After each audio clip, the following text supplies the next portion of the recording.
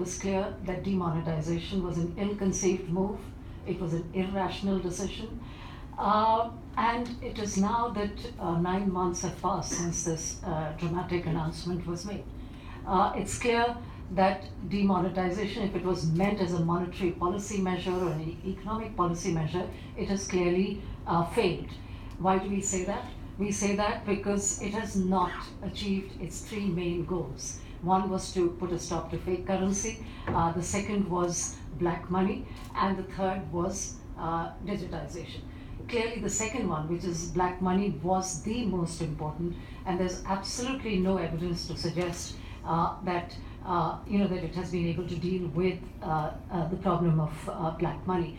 But in the bargain, as I think Arun Kumar and so many other very distinguished economists, from Amartya Sen to Kaushik Basu to Prabhat Patnaik to Pranab Sen, Abhijit Sen, and so on, have pointed out, and of course also the most recent economic survey is also hinting that it has actually slowed growth. And in fact, I was just reading before coming here an article by Kaushik Basu, which was published a few weeks ago, where his estimate is that actually the economy has slowed down by not just 1%, but possibly by 1.5%, despite favorable tailwinds for the economy, so to speak. So overall, it's clear that the benefits of demonetization have been close to zero, but the collateral damage has been immense, and the people who have been hurt the most by it clearly have been the poor, and as has been discussed so well actually in the media, so to some extent, although the media was in a certain sense on the government side, so to speak, on demonetization, but nonetheless they could not ignore its ill effects on the informal sector and the informal economy. Now, the point is that the collateral damage has been borne by the poor, notwithstanding, and this is one of the great ironies of this decision, is that somewhere the Prime Minister Narendra Modi, despite the obvious damage it had done to the poor, so to speak, managed to convince them that it had actually been done for their well-being and for their welfare. So I think the first question, which to some extent has been addressed by Arun Kumar, is this: that what was the point of demonetization? Because it's clear that after so many months, there is really, most of us are really not convinced, and no evidence has come forward to show that there was really any point or purpose to demonetization. So the question then is that why was it done? Now, in my view, and here I would take a slightly different approach from, for example, what Arun Kumar has said, or very many economists have said, who have focused on the economics of it. I think we can't really understand this completely irrational decision without taking into account the politics of this decision. It only makes sense when we consider the politics of the move. It's very clear to me that this was a political gamble which only someone like Prime Minister Narendra Modi could have taken. I can't imagine very many other prime ministers, no matter how powerful they are, and as has been pointed out by Mr. Dua, there have been two powerful prime ministers, but I doubt if a decision so risky as this one could have been taken by any other prime minister, including even Prime Minister Indira Gandhi. So it was clearly a political gamble, but why? And I think from what one can understand, and as things have transpired, it's clear that I think Prime Minister Narendra Modi made a political assessment.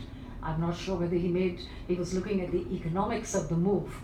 He was really only looking at the politics of the move, and and we have to concede that he made a smart political assessment that this is something that will bring benefits to the ruling party. And I think the way he went about it was, of course, the timing was very important. It was this decision was taken just a few months before the elections, two very crucial state assembly elections were to take place, most importantly in the state of UP. And I think the demonetization decision was important because it enabled the Prime Minister to cast himself as an anti-corruption crusader, given that in the 2.5 years that this government had been in power until 8th of November, not much had been done on the anti-corruption front. And most importantly, as we speak, nothing has been done about the Lokpal. I mean, after all, the Lokpal, the whole anti-corruption movement was an important part in played a very important part in catapulting the BJP and Prime Minister Narendra Modi to power. And yet, as we speak, there is no Lokpal in sight. And then, of course, he made this very tall promise, as was just said, about 15 lakhs. And people were really, so many people were asking this question because people took it seriously. That they're actually going to get 15 lakhs in their bank accounts. So I think he needed to do something dramatic, and I think this decision is significant for its drama, in my view. It is significant for the shock and awe that it created, so to speak. The way in which, suddenly the Prime Minister makes a speech where he announces something as significant and as momentous as it has been described. It helped, obviously, to send out a message that here was a very strong and powerful Prime Minister who can take risky decisions, presumably for the welfare of the people. Now, thirdly, and very importantly, I think so. There are three questions that I want to just very quickly mention. That clearly, this decision, as we look back upon it, it's clear, in my view, and here I would again take a slightly different view from economists. I think it was done with taking into account the UP elections, not all the other assembly elections. It was principally designed to influence and impact the UP elections, and indeed it impacted and influenced the UP elections. But of course, there are two related issues that we must confront. If there was such an apparent politics as I'm suggesting, then the question really is that why is it that the opposition parties were not able to see through the politics and in a certain sense mount a serious opposition to it. But I think one of the reasons, of course, is that from the very beginning, the Prime Minister was able to put everyone on the defensive, especially the opposition, by suggesting that by implying, if not suggesting directly, that anyone who opposes demonetization is on the side of corruption. But more importantly, I think this decision is fascinating, in my view, as a student of politics, because it actually tells us the power of propaganda. It's so clear that this was an ill-conceived move. It had no economic benefits. It only brought economic hurt to the people, and yet the people were taken in. The people were taken in that this was something that was done in their interests. So I think we can't really understand this without taking into account the role of propaganda, and propaganda in the hands of a good demagogue who can just about sell anything. Now, if the Prime Minister was able to sell demonetization, which wasn't benefiting anybody, black money was going nowhere, and yet people seem to have been persuaded that this was all done for their benefit.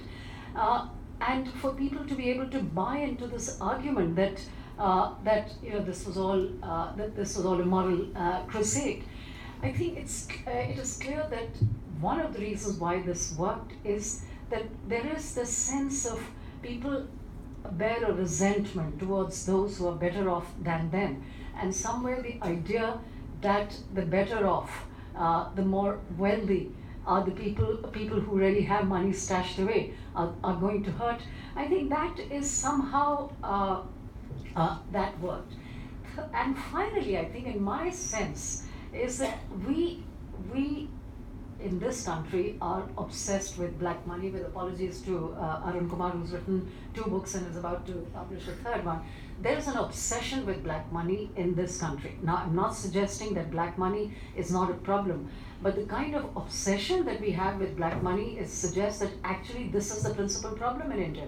When obviously it has become evident in the course of the last 8 to 10 months that black money is a small part of the problem.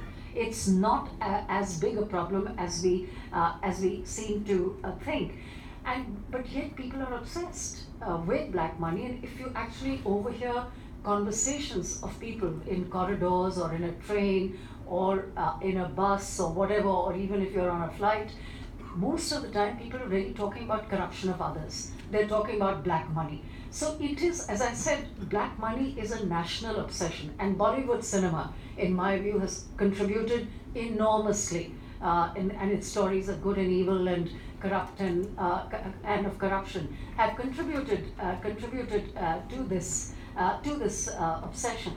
But in the end, I think I'll just end by saying, and I think Arun Kumar also ended on that point, and I think that has not been emphasized enough, is that while in the end this proved to be a very good and beneficial move for the ruling party, which is the BJP, it was